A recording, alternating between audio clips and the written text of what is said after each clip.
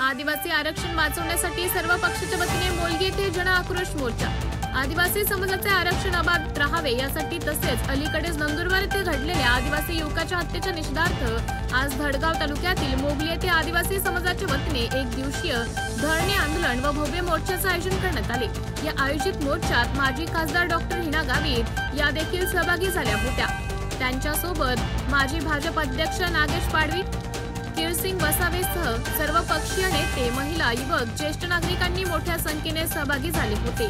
आमचे आरक्षण आमच्या हक्काचे आहे, आदिवासी युवकांच्या हत्येतील आरोपीला फाशीच झाली पाहिजे अशा घोषणांनी परिसर दाणादून गेला। यावेळी डॉक्टर हिना गावित यांनी सांगितले की आदिवासी समाजाच्या आरक्षणात कुठलाही हस्तक्षेप सहन केला जाणार नाही। हे आरक्षण आम्हाला संविधानाने मिळाले आहे। बंजारा व धनगर समाजाला आधीपासून आरक्षण मिळाले आहे, तरी देखील ते आदिवासी समाजात आरक्षण मागत आहेत। हे चुकीचे असून आमच्या आरक्षणात कोणीच येण्याचा प्रयत्न करू नये असे सांगितले। हा जन आक्रोश मोर्चा तहसील कार्यालयावर पोहोचला व तिथे एक दिवसीय धरणे आंदोलन सुरू करण्यात आले। या आंदोलनामुळे मोगली परिसरात मोठी गर्दी उसळली होती। पोलीस प्रशासनाने चोख बंदोबस्त ठेवला होता। या ठिकाणी आज आम्ही सर्व पक्षीय आणि विविध आदिवासी सामाजिक संघटनांनी मिळून एकत्रितपणे एक जन आक्रोश मोर्चा काढला होता।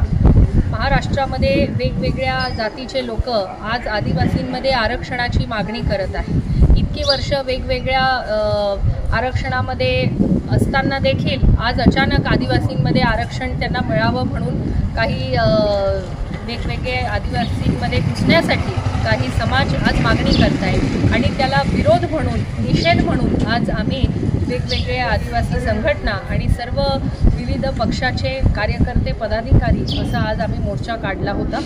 आदिवासींना मिळालेलं आरक्षण, संविधानिक जे आरक्षण आहे, राज्यघटनेमध्ये स्पष्टपणे आदिवासी कोणाला म्हणावं आणि कोण आदिवासींमध्ये आरक्षण घेऊ शकतात याचा स्पष्टपणे उल्लेख हा राज्यघटनेमध्ये झालेला आहे।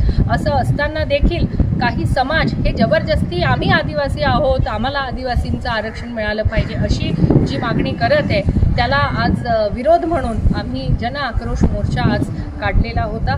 शासनाकडे आम्ही ही मागणी करतो की आदिवासी जे आहे त्यांच्यावर कुठलाही अन्याय होऊ नये आणि या बोगसांना आदिवासीमध्ये आरक्षण देऊ नये अशी मागणी शासनाकडे आम्ही करतो।